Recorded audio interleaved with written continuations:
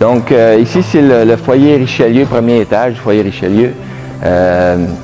Déjà, tant qu'on a ouvert en 2009, on avait l'hommage, la plaque hommage excusez, on avait le tableau d'honneur. Donc ça, c'est comme que je disais tantôt, ça c'est tous les commanditaires, tous ceux qui ont donné pouvoir à la réalisation du centre. Et puis par la suite,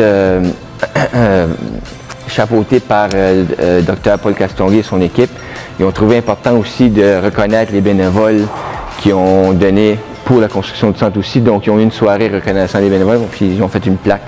Donc, qui reste toujours en permanence. En permanence au CEPSOA, c'est ça.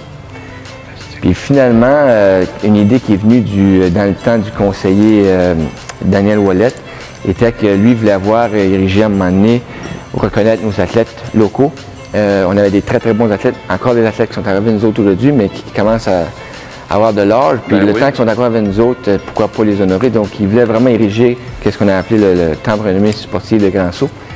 Puis ça repose dans le foyer Richelieu du Centre Olympique Saint-Charles. Donc, magnifique initiative. Nous, ça fait déjà 2 ans que le temple existe. La première année, on a honoré 4 unités. Donc, Ron Southcott, Jerry Red Ouellette, l'équipe McLeod Rink, l'équipe de curling, ainsi que Donald White. Puis ça, c'était 4 unités-là qui ont été honorées la première année. Ils reposent aussi au Temple de la renommée sportive du Nouveau-Brunswick. Okay. Donc, c'est les 4 premiers qui ont été honorés. Ouais. Et puis là, cette année, on a honoré 2 autres entités, Jean Deschênes puis Denis Harpin. Okay. Donc, 2 athlètes du ski de fond. Okay. Et puis, on a eu leur cérémonie justement il y a 1 mois.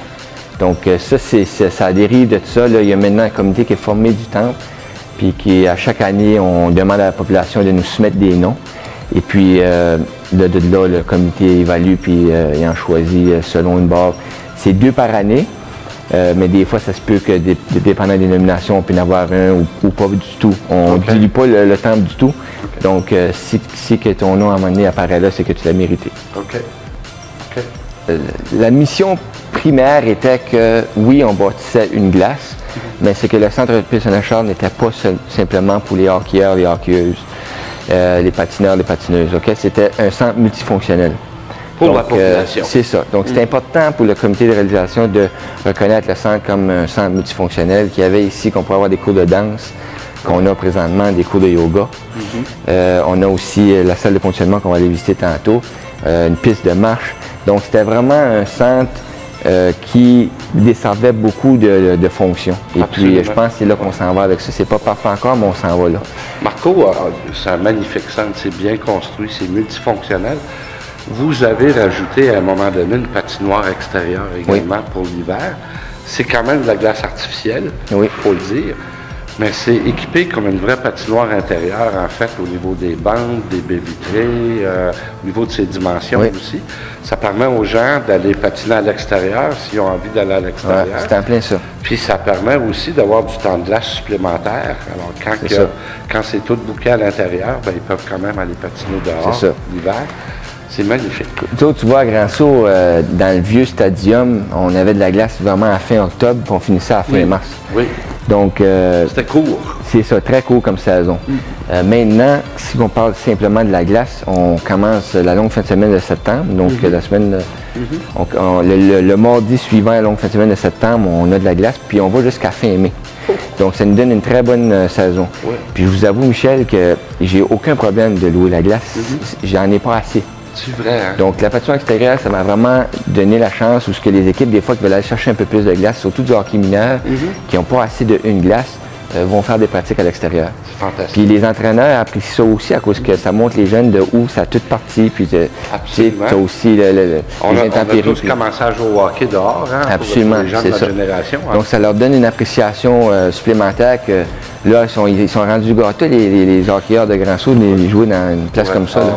Je suis d'accord. Puis ça dérive aussi, la patinoire extérieure, c'est que les bandes, puis les vitrines, c'est tout ce qu'on avait à l'ancien stadium. Donc, on a pris tout ça, on l'a remis ici, Wow!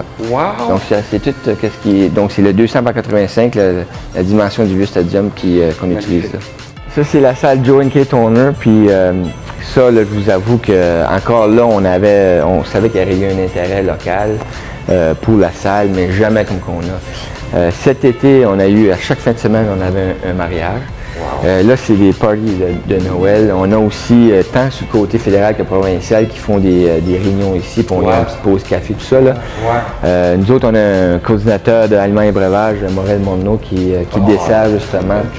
C'est ça. Puis lui, il est chef de nature, donc certain, la bouffe, tout ça qui touche, là, c'est Marco, tu mentionnais les parties de Noël, alors j'imagine que la salle peut être réservée pour différentes réceptions de Noël. Absolument. Pour les entreprises, les groupes d'employés, des choses comme ça. C'est ça. Okay. Puis à l'année longue, c'est très, très, très, très utilisé. En plus de ça, on a aussi des cours de danse qui est donné justement ici dans la salle Junquet, des cours de yoga qu'on n'avait pas avant.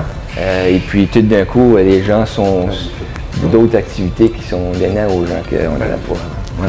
Tu peux, corrige-moi si je me trompe, les salles peuvent être séparées aussi. C'est en plein ça. Donc on a la salle Joe & Kate Toner A et B, et puis c'est séparé par un mur d'accordéon. Donc vous avez soit le 3/4 au complet ici, que des fois on trouve que la salle au complet c'est un peu trop grand, donc on a le 3/4, ou qu'on ferme le mur puis on a justement le 1/4 où des fois tu as une réunion de 10 à 15 personnes. C'est ça. Puis vous voulez être proche, c'est près de la cuisine aussi, donc il peut desservir la pause café. Vraiment bien pensé. Ça aussi, c'est un mur qui rentre justement dans le mur. Là. Ah, OK. Donc, on peut enlever ça au complet pour avoir accès au foyer Richelieu aussi. Directement, là. Oui, c'est ça. Donc, cette année, on a eu, je dirais, la majorité de nos noces qu'on a eues, c'était ouvert au complet. Wow. Donc, souvent, la table d'honneur est au bout, puis ici, c'est tout... Alors, ça agrandit la salle dans d'autres moments. C'est ça. À cause qu'au complet, vraiment, avec nos tables rondes, quelque chose formel dans la salle Joe & Kate, c'est aux alentours de 180-200 personnes. Okay. Donc, souvent, c'est qu'on a souvent le nombre 250. Les gens, c'est 250-300. Donc, à ce moment-là, on rouvre ces vitres-là. Puis là, on a tout le foyer aussi qu'on peut utiliser. Formidable. Encore là, bien pensé. Ici aussi, qu'est-ce qui a été bien pensé, là? C'est la cuisine. OK, donc, la cuisine ici qui dessert la salle Joe & Kate Toner. Mais aussi, la cuisine est attachée à la cantine du deuxième étage. OK, donc, qu'est-ce qui est le fun, c'est que nos employés de la cantine du deuxième étage peuvent desservir les gens qui vont utiliser la patinoire. Mais si on a quelque chose dans la salle Joe & Kate, peuvent desservir les gens dans la salle Joe & Kate aussi. Faire les deux. Donc, les deux, c'est relié.